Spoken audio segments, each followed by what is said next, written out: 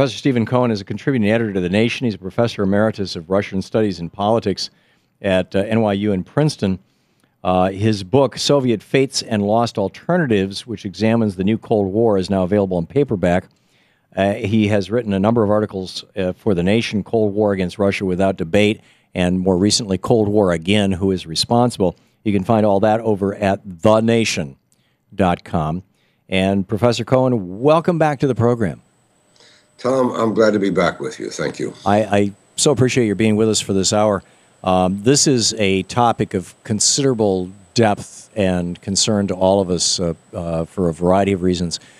Because so many people in our audience may not have heard our previous conversations, let's just kind of reboot this from the beginning. How did the situation in Ukraine, what used to be the Ukraine, how did it get to where it is now? Let me begin by saying that, like the missing Malaysian aircraft, after intense mainstream focus, the Ukrainian crisis has all but disappeared, certainly from mainstream radio and television, which is not astonishing because that's the way the mainstream media works. But it is worrisome because this is the worst international crisis in decades, and certainly it's the worst American-Russian confrontation since, and doesn't matter exactly what we use as our frame of reference, but my mind flashes back to the Cuban Missile Crisis because it carries the possibility, not the certainty of war. How we got into this, Tom, to be fair, since I'm with you alone, there are two narratives or stories or explanations.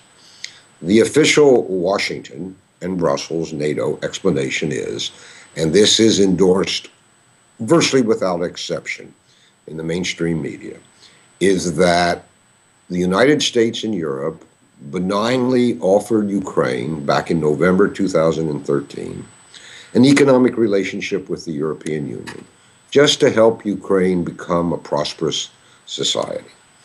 And Putin, for whatever reason, and there are various reasons given, but generally speaking, because he's a very bad person, tried to stop that by threatening the then president of Ukraine, Yanukovych, and offering him a better financial deal.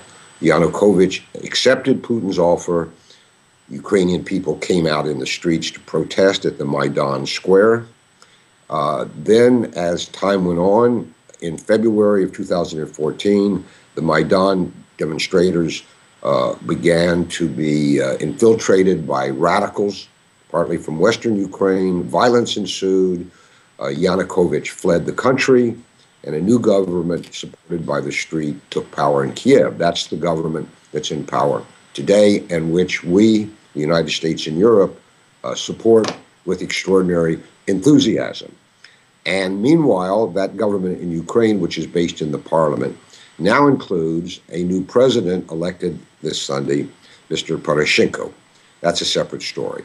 Now, the alternative narrative, which is mine, and I feel semi-proprietary about it because I've been arguing this or warning about it since the 1990s, 20 years.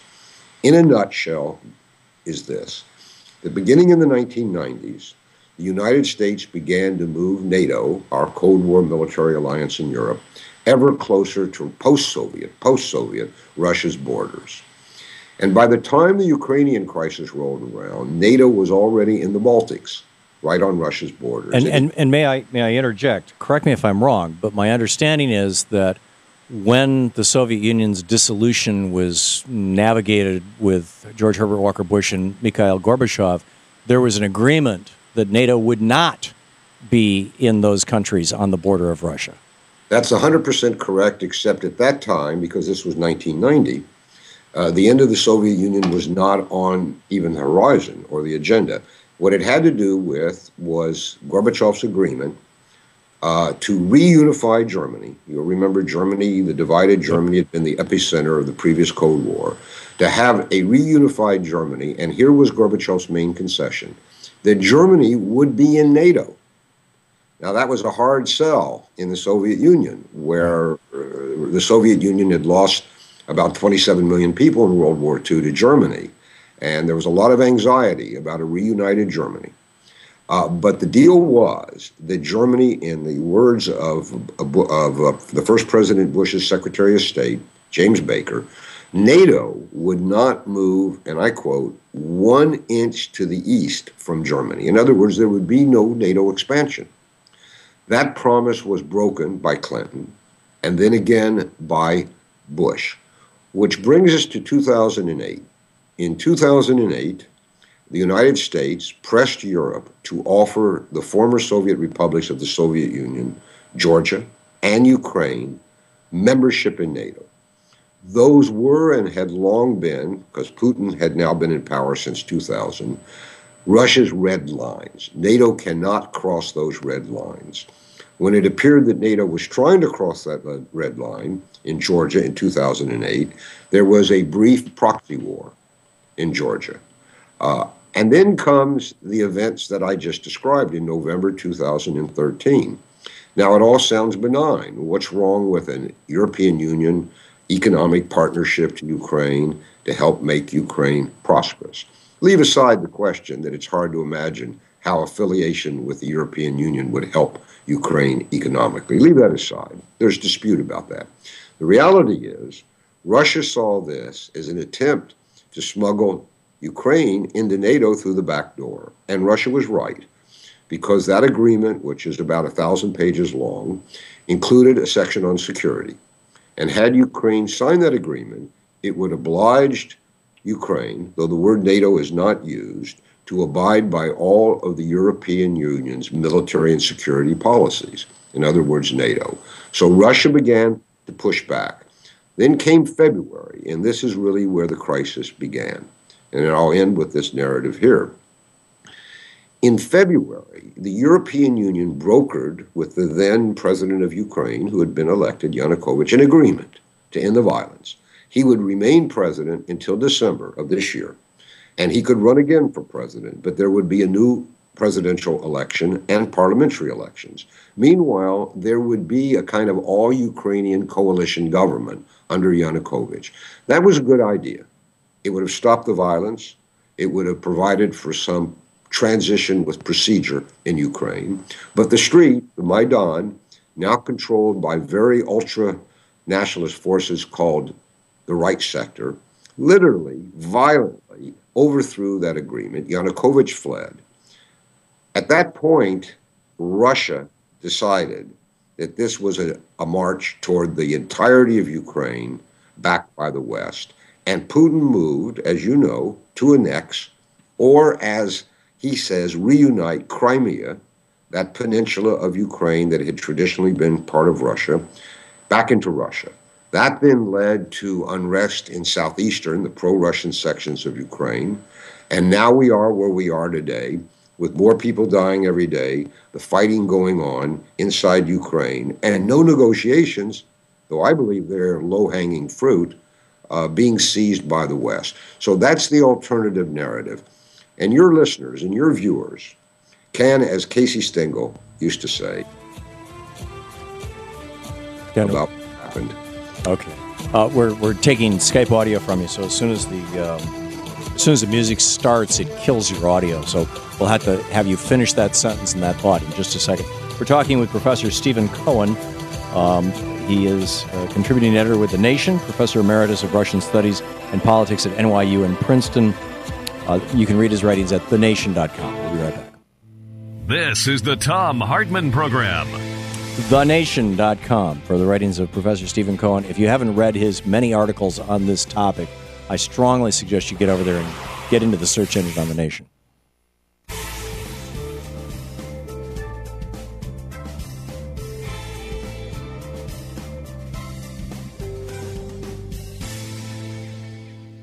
Welcome back. Thom Hartmann here with you, and on the line with us, Professor Stephen Cohen, contributing editor to The Nation, Professor Emeritus of Russian Studies and Politics at NYU and Princeton.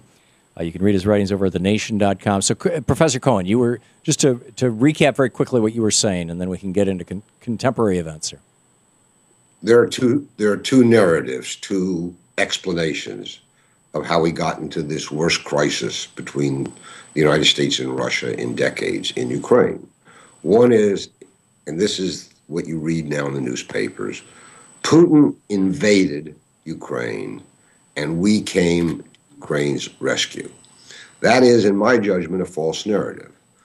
In my judgment, for more than 20 years, since the 1990s, we have pushed and pushed NATO ever closer to Russia's borders.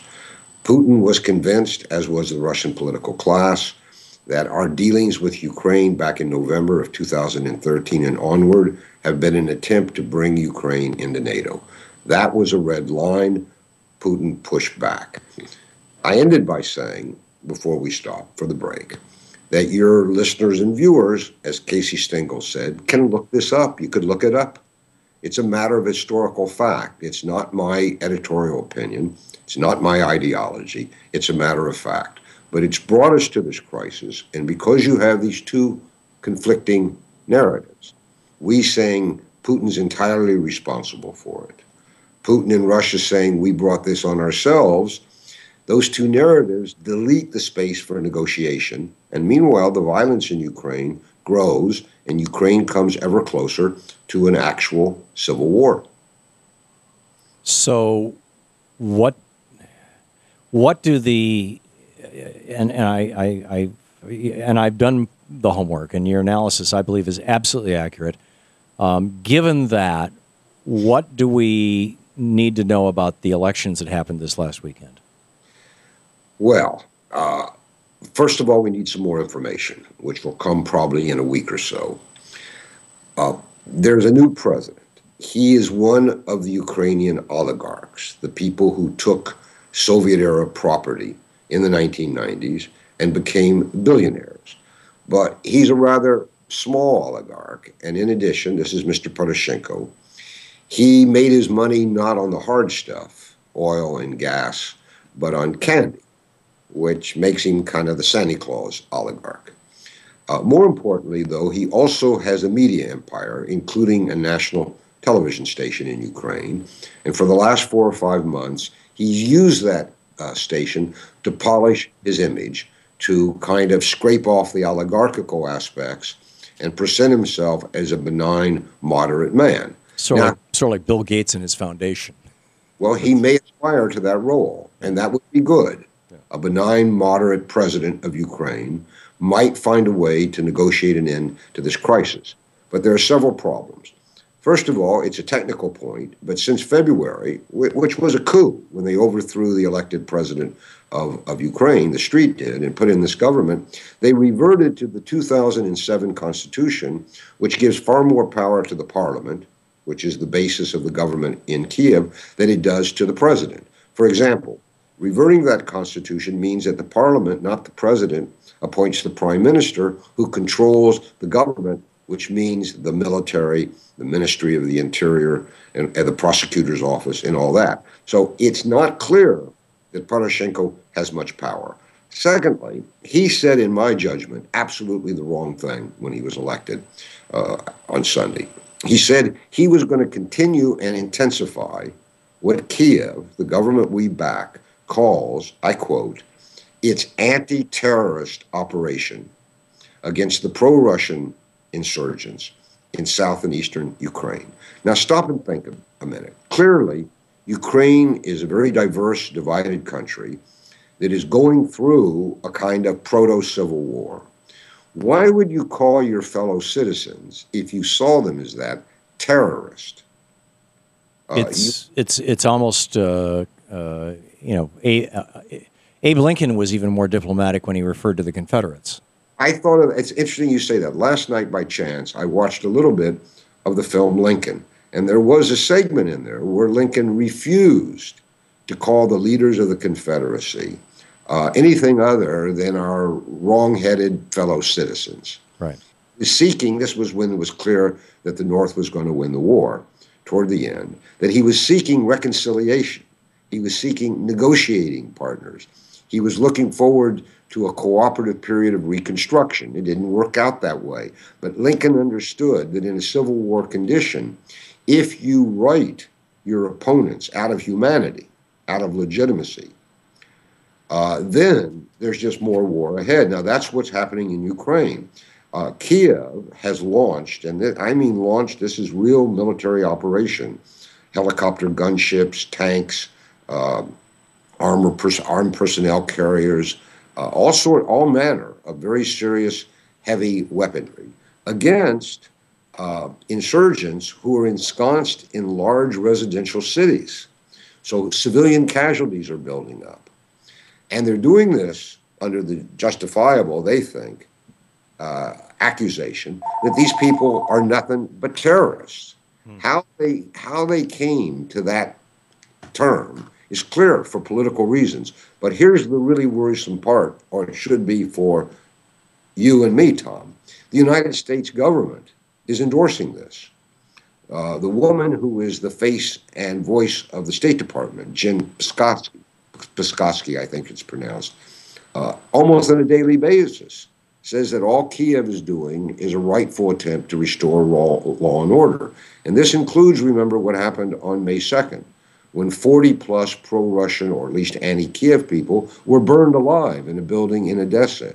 It includes what's happening all across towns in southern and eastern Ukraine, where civilians are dying because, Tom, you know, I know from our own experience with the American Army, that the moment tanks enter a residential area or fire upon a residential area, civilians die. So in my view, what the Kiev government should be doing, and what Washington should be demanding it do, because that Kiev government would not exist without the backing of Washington, is that instead of sending troops to southeastern Ukraine, it should be sending negotiators, because the issues to be negotiated are clear to everyone, and it will happen eventually unless there's all-out war. The only question is, how many innocent people are going to die between now and then? So that's my reading of the situation. There are no positive signs coming from Washington, none from the new president of Ukraine, certainly none from these radicals in Kiev, and meanwhile, the position of just wait and see. Okay. Professor Stephen Cohen, when we come back from the break, I want to ask you, are we looking at a World War I kind of moment? Is this another Cuban Missile Crisis? To what extent do you think the White House, the President, and the State Department actually understand your perspective on this, or the Russian perspective on this, for that matter, right after this break? We have to take news at the bottom of the hour. We'll be right back. You're listening to the Thom Hartmann Program. Call 866-987-THOM. On the line with us for the hour, Professor Stephen Cohen, contributing editor to The Nation, Professor Emeritus of Russian Studies and Politics at NYU and Princeton. You can read his writings at thenation.com. You're listening to Thom Hartmann.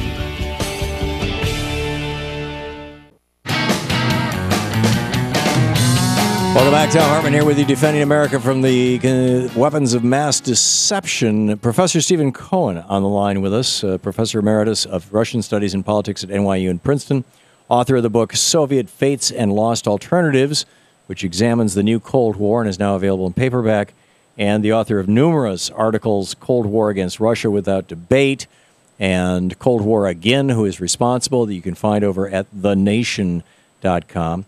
And Professor Cohen, I have a caller with a question. Can I let Henry ask you a question? Please. Okay. Henry, in Osceola, Arkansas, you're on the air with Professor Cohen. How you doing? Hey, the main thing I wanted to know is, with the established government we have now in the Ukraine, is the financing backing from Europe and the United States is going to be enough for them to squash the uprising to where they do have a fair elections? Or are they going to hold on to election results by cutting off the east and let everybody else vote?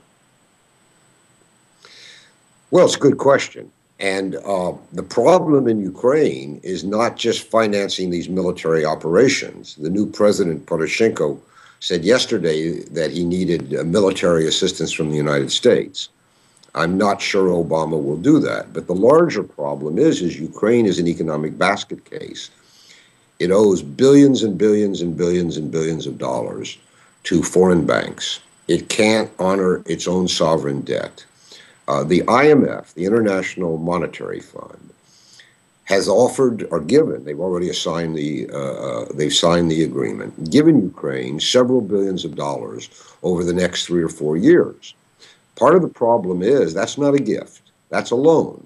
So in addition to all the loans that Ukraine cannot pay back now or even service, it now has to service and pay back more loans. But still worse, as you probably know, when the IMF, the International Monetary Fund, gives a country financial aid, it has very harsh conditions, which we call austerity. It means that the price of energy and utilities must go up. It means government subsidies to people in the form of pensions. The salaries of federal employees must go down. We've seen the consequences of that in Europe, in Greece, in Spain, in several other countries. Terrible economic hardship is going to come upon the Ukrainian people if they go through with this arrangement they have with the International Monetary Fund, which is controlled by Washington. That will intensify the conflicts in the country, and I would guess erode popular support for the government, which is already very fragile. So a solution to the Ukrainian problem, which I said before, is within reach, and it would include, and I believe it is possible, Russian financial aid to Ukraine in various forms. But at the moment, that's not a negotiation Washington seems to want to have. So, to my question, to what extent do you believe, based on what you're hearing, and I mean, today the president gave a speech at West Point about American exceptionalism. To what extent do you think that he gets the Russian perspective on this? Tom, the first thing a professor should say when he or she doesn't know is, I don't know. That's supposed to distinguish us from people who call themselves pundits, who claim to know everything about everything. I don't know. I don't actually understand the president, for whom I voted twice, for whom I had high hopes at home and abroad.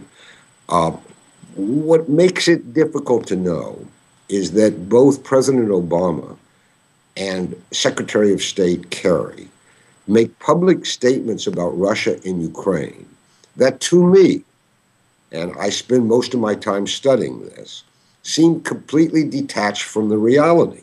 For example, at West Point today, this morning, the president boasted on his Ukrainian policy, his Russia policy.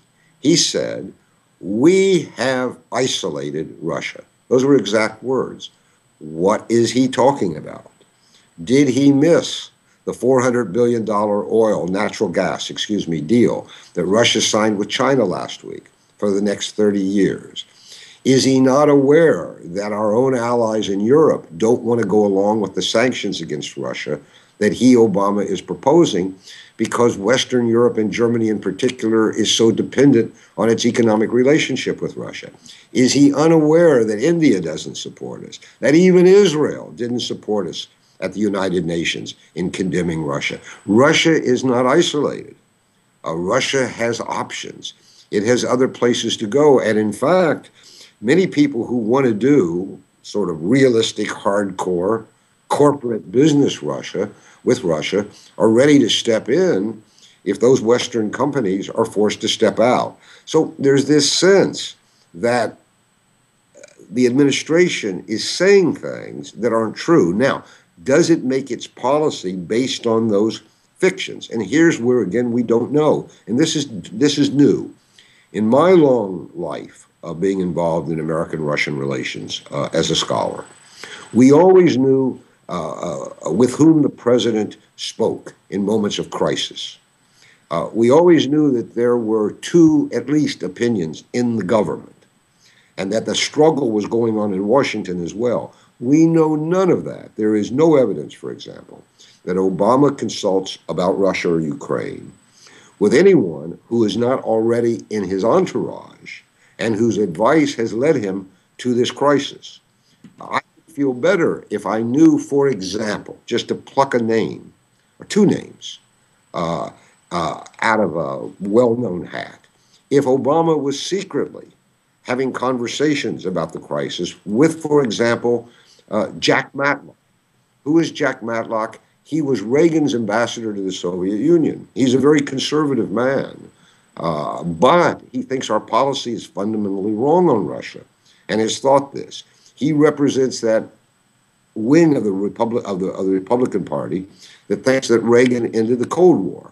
Right or wrong, they believe that. They think that's part of Reagan's legacy, and that Obama, not only Obama, have wasted that legacy. Jack Matlock has ideas about how to solve this crisis. But so far as I know, Obama's not talking to Matlock. Even Henry Kissinger, at age 90, has indicated he disagrees with Obama's policies, and he would like to talk to Obama. There's no evidence that Obama's talking to him. So you get an impression here that you have an administration that's talking to itself and is listening to the government. I wouldn't call it a puppet government, but it is our government in Kiev that we help create that on these views is extremist. It is not a negotiating government. It is a warfare government. Joe, the government in Ukraine. Whether there any other ideas are getting into Obama or not. Yeah. And so, and you're talking about the government in Ukraine. I'm sorry, I missed that. Unless he's listening to your various broadcasts, not only with. Well, that's a hope. I mean, we actually we know that the White House actually does listen to this show, so we'll see. Whether I doubt Mr. Obama listens to it, but somebody, probably an intern has been assigned the job. We've gotten feedback in the past that kind of implies that. We'll be right back. We're talking with Professor Steve Cohen. You're listening to the Thom Hartmann Program. Visit ThomHartmann.com for audio and video archives. You can read Professor Cohen's writings over at thenation.com.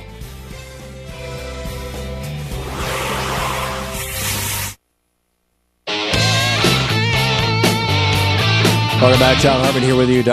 Professor Stephen Cohen on the line with us. Professor Cohen, some more questions from callers? Please. Okay. Leon in Encino, California. You're on the air with Professor Stephen Cohen. Yes, good afternoon, guys. Thank you very much for this broadcast. And in the reference to what Mr. Cohen said, that Poroshenko named them terrorists, that the people who occupied the big cities, the government buildings. So if they occupied the government buildings, they were armed. Who knows where we can assume where the arms coming from. So what is the proper name for that people who did that? If not terrorists, so what is this? That's a good question, because if we could agree on the language, we could have an analysis. In American history, we would call them rebels. In more neutral, universal language, we would call them insurgents. The problem with calling them separationists or cessationists is that only a minority of the people in southeast Ukraine, less than 20%, want to leave Ukraine and join Russia. So most of the people, to the extent that these occupiers of buildings have social support, are supported by people who want to remain in Ukraine. Now, they've given themselves a name that would resonate in our history. They call themselves Federalists because their main demand is for a federal Ukraine that would give all the regions more power than they have now, something akin to federalism perhaps in the United States or in Germany. But this is a negotiating point. And you asked the right question. If we call them terrorists, or Kiev calls them terrorists, there's nothing to negotiate. We don't negotiate with terrorists, at least officially.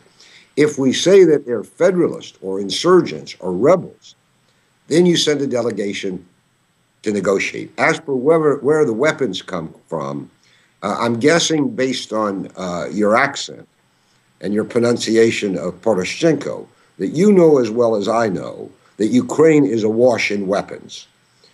So many young and middle-aged Ukrainians were in the Soviet army.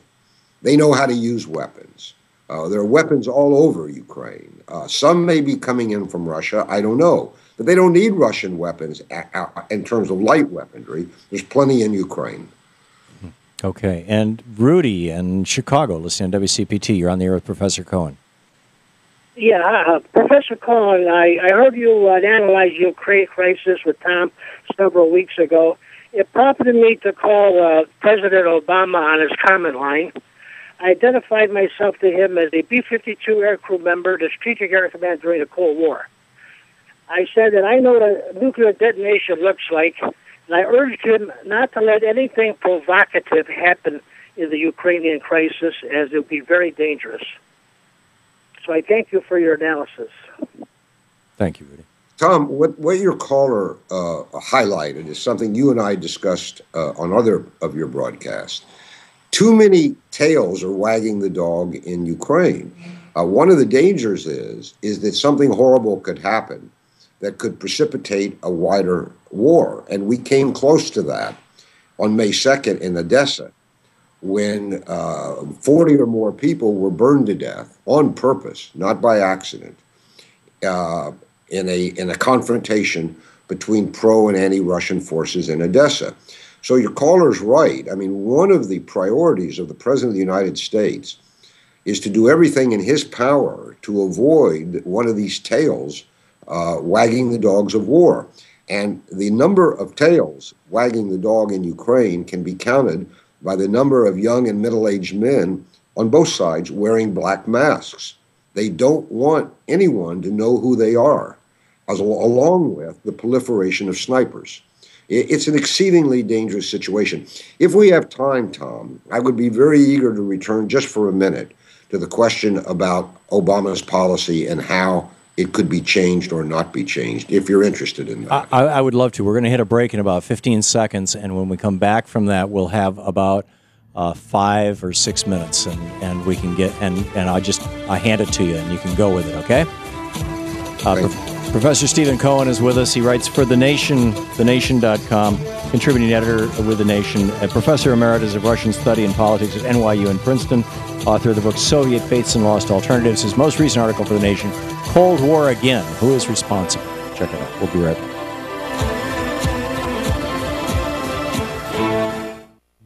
This is the Thom Hartmann Program. And once again, you can find Dr. Cohen's writings, Professor Cohen's writings, over at thenation.com.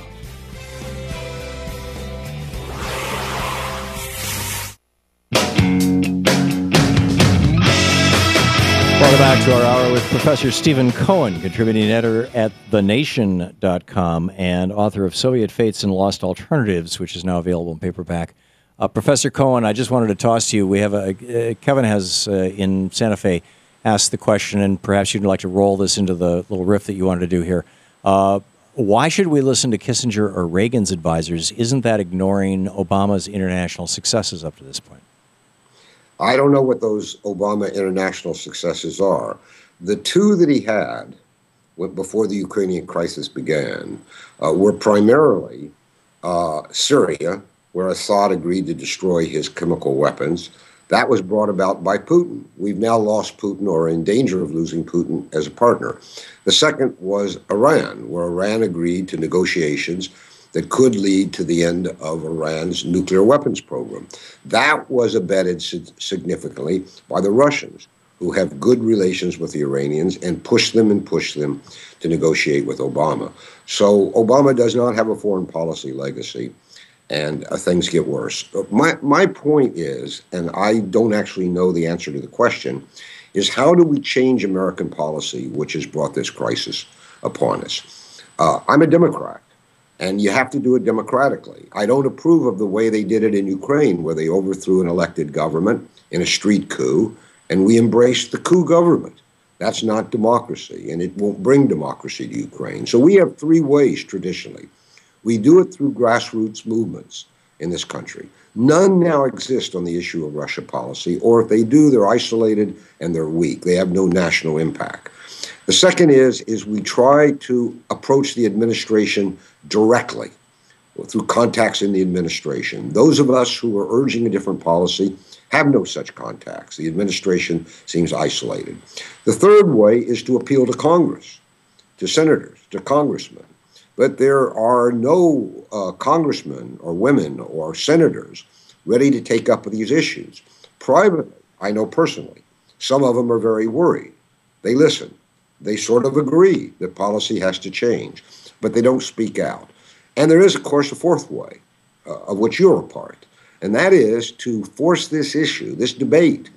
Is American policy at fault? At least half. Because if we're half at fault and Russia's half at fault, that's the beginning of a negotiation. But the mainstream media has deleted people such as myself, who are arguing for a change of policy. And not just me. There are a lot of people, or several people, more knowledgeable about international affairs. Stephen Walt at Harvard, John Mersheimer out at the University of Chicago, who, like myself, briefly appeared on the mainstream media back in February and March, and then were deleted. So the question is, how do you change policy? Each of us does what we can do. But I say to you now that there are a lot of people of some influence and knowledge in academic life, in think tanks, and even in positions, official positions in Washington, who agree that the United States bears some responsibility for this crisis, but who remain silent. And in the democracy, where you pay no price other than maybe not being invited to a party or getting an appointment, there is no price for speaking out, and yet they remain silent. Was it Dante who said something about people who don't speak out in times of crisis? I forget which philosopher it was.